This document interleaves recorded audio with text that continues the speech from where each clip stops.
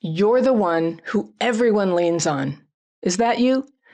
You're the one who holds everything together, the one who makes it all work, the one people call when they're in crisis because they know you'll come through. You always do.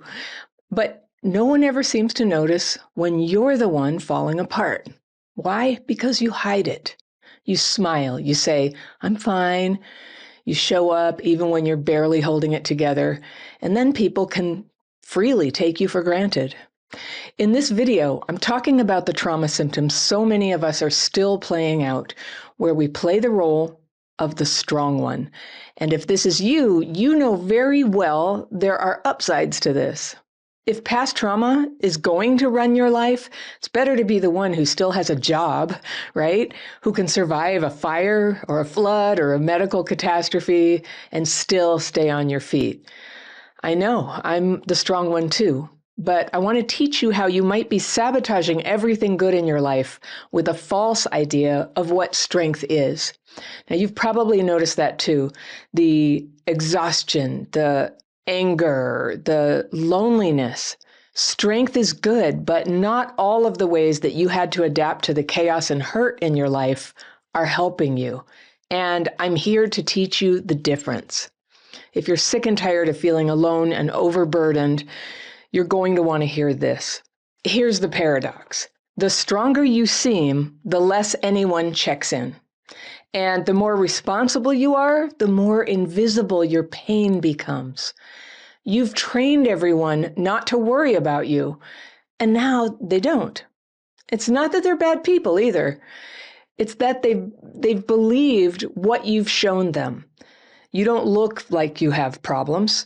You don't look like you need help. You look like someone who has it all together. But inside, you're exhausted, you're numb, you're angry, and you're ashamed for feeling that way. You might even think, oh, I'm so lucky because other people have it so much worse. I shouldn't complain. But you know what? That's not strength. That's actually trauma talking. When you've been through childhood trauma, especially if your parents didn't protect you or they leaned on you emotionally, you learn to survive by becoming hyperfunctional. You got good at pretending everything is fine. You got good at fixing things, at solving problems, at managing other people's emotions. And at first it works. You get praised for being responsible and you get approval for being strong. But over time, this coping mechanism turns into a prison. Because when no one knows you're struggling, no one shows up. And when no one shows up, it confirms what trauma already taught you, that you're alone, that if you don't hold it together, everything is going to fall apart, that your needs are just, too much. So when my mom was dying of cancer a long time ago, I would visit home every month. She was the next state over. I'd do it if I could. And it was painful for me because my mom, ever since I was like 6 years old, or maybe when she divorced my dad when I was 7, she seemed like she stopped liking me. She stopped even knowing who I was. And this is going to sound like I'm exaggerating, but when I was in my 20s and she used to mail me anything, she started spelling my name wrong. She spelled Anna with 1 N, not 2. And she's the one who named me Anna. It was so weird. So after I'd finished college, and she didn't help pay for it or anything, but she couldn't remember ever what I majored in or what I was interested in doing with my life career-wise, or what job I had at any given time. So it was really strange the way she had a mental block on seeing me. And I think she might have been ashamed because she hadn't taken good care of me when I was younger, and she left me to take care of myself. So I also took care of my younger sibling, and we were both very neglected. We had an older sibling too, but by then they were a teenager, and they were able to handle things a little more than we could. So we were all very neglected, and we were all very affected by that. And my mom wouldn't say she loved me. She just wouldn't do it. And honestly, I'm not sure she did. I don't think she liked me. I think she found me to be uptight, like Lucy in Peanuts, the cartoon, or like Margaret in Dennis the Menace. And I might be dating myself here, but if you remember these, these were like these female characters who were always like ruining the fun, always just really bitchy and scoldy, and the uptight girl who's so annoyed that nobody seems to be carrying their weight around here. Nobody's taking responsibility and she has to do everything. But, in my family, nobody did have it together except me. I think that might be true. And it was this giant, weight on me all the time. So when my mother had cancer, I really wanted a relationship with her. I had this vision that before she died, we'd be close again and we'd be able to talk plainly about what happened. And I could find out, like, why were you so distant? And, what happened in your life that made you, fall into such severe alcoholism. And I just always thought it was coming, and that she would one day sort of appreciate my strengths and that I was right there all along. And she'd see the person I'd become and be proud of me. And I really didn't care if I got the apology, that I thought she owed me one, but I didn't care if I ever got it. I wanted her to see me. So during one of my visits, I told her, just this little incidental story. Oh, I had a really hard time getting the time off work this month because at that time I was taking a 4-day weekend like every month. It was a lot of time off to ask for. But I told them I really needed to go be with my family. And she got this really weird look on her face. And I was like, what? And she said, oh, I don't know. I guess I just never thought of you as someone who has a family. And I think I sort of laughed, like, she doesn't mean it. But she did mean it. She did mean it. She had never thought of me as somebody who has a family. I had constructed, well, maybe, I don't know, maybe I'm blaming myself too much, but what would prompt your own mother to not think of you as somebody who has a family? And I can only guess that I'd really succeeded in this kind of inner goal that I had to be so independent that no matter how much everybody else fell apart, I would persevere. I would be strong. And it made me be perceived by my own mother as somebody who, had no one. So strange thing to say, but it haunted me because she, and to a large degree, the other members of my family back then, they didn't see me as a person. My older brother once told me in the same shocked way after my mother died, I said, I'm really sad. I'm already having a lot of problems in my life. And he got the weird look on his face. And then I said, what? And he said, it just never occurred to me that you have problems. And again, I was sort of like, oh, ha, ha, ha, of course I have problems. But now, many years later, and he died like just a few months after that conversation, actually, he died from drugs. And I've had a lot of time to think about, like, what did they mean by all this? But the way that when they died, I was sad, but it changed nothing in my life. I just came to realize I had been alone for a long time. I had not been seen as somebody who needed support for a long time. And it would be a long time still until I learned how to be more open to people about needing connection, needing support sometimes, not trying to look like everything was perfect and like I had it all together. So I was really good at looking like I had it all together. That was very important to me when I was little. And in the end, it just guaranteed that I would be on my own to deal with my own problems and to celebrate good things that happen too.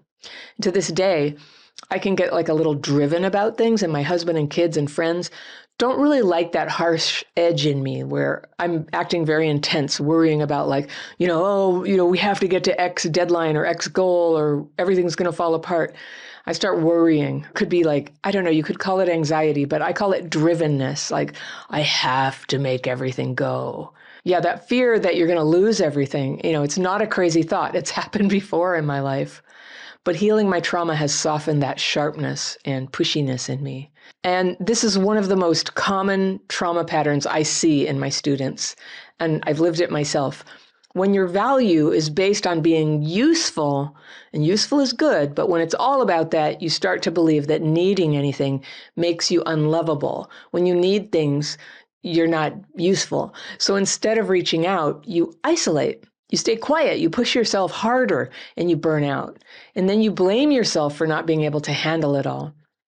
So you might notice yourself doing little things, canceling plans because you're too tired, or avoiding hard conversations, skipping actual proper food meals and just having cereal or crackers or something, or ignoring messages from people who care about you. And on the surface, you're still functioning, you're still getting things done, but emotionally, you're shutting down, you're abandoning yourself. And the longer that goes on, the worse it can get. And there are a set of signs you can look for in yourself to detect if trauma from childhood might be affecting your response to stress right now. I have a quiz that lists all those signs that's what could be happening.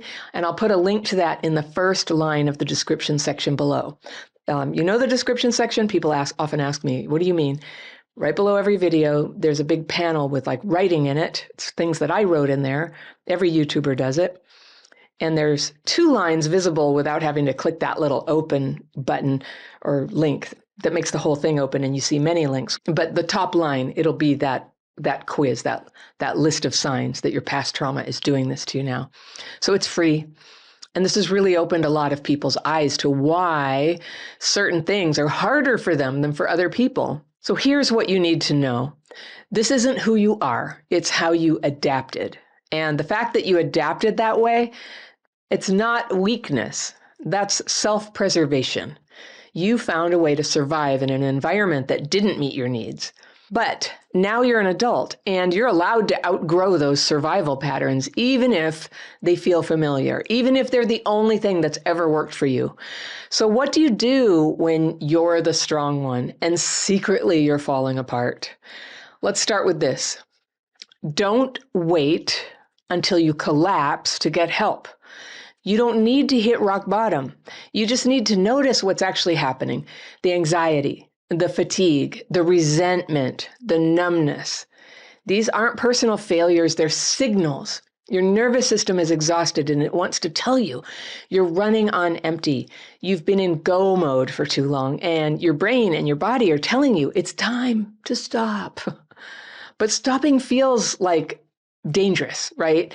If you rest, something might fall apart. And this, again, it's not a crazy thought. I spent a lot of years poor. I spent a lot of years as a single mom. There was a certain reality to that, like, don't get off the treadmill. All right. But that might not be where you are right now. You probably have more wiggle room than you think.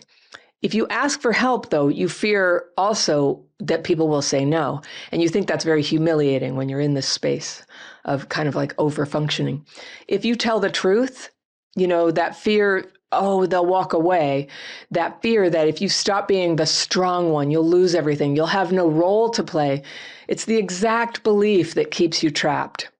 So how do you get out of it? How do you start to shift without blowing up your life or betraying your responsibilities? Here are 3 steps that can help you break the pattern gently, honestly, without abandoning yourself.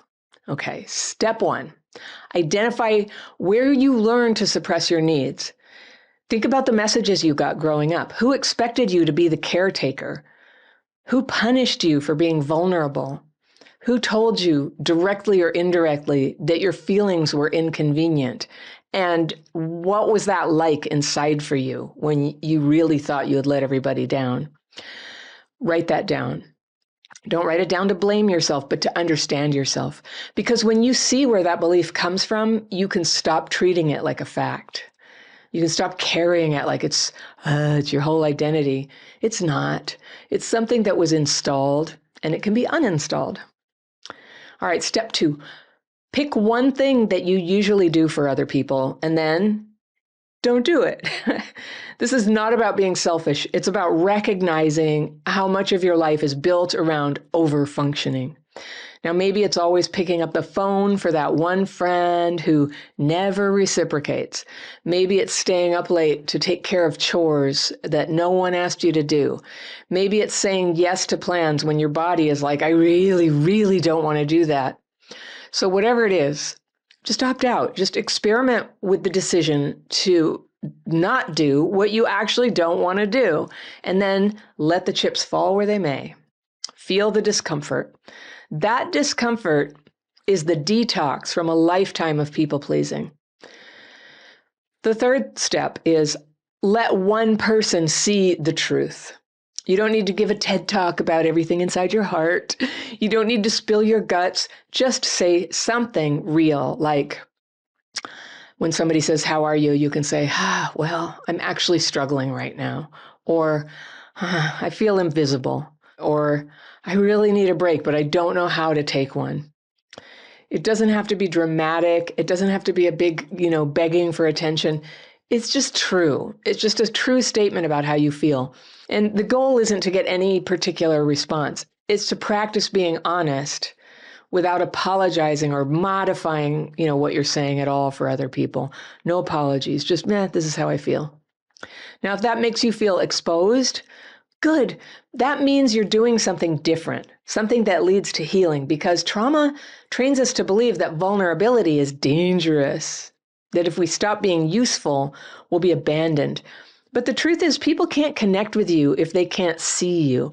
And if you never let them see what's real, you'll stay trapped in the role of caretaker. You'll stay invisible and alone. So let's talk for a second about dysregulation, because that's the hidden engine behind a lot of this. When you're dysregulated in your nervous system, you can't think clearly. You can't read your body's signals very well. You can't hear it. You might feel scattered, panicked, frozen, irritable, or very numb, and you might zone out. Or you might get obsessed. That's a sign too.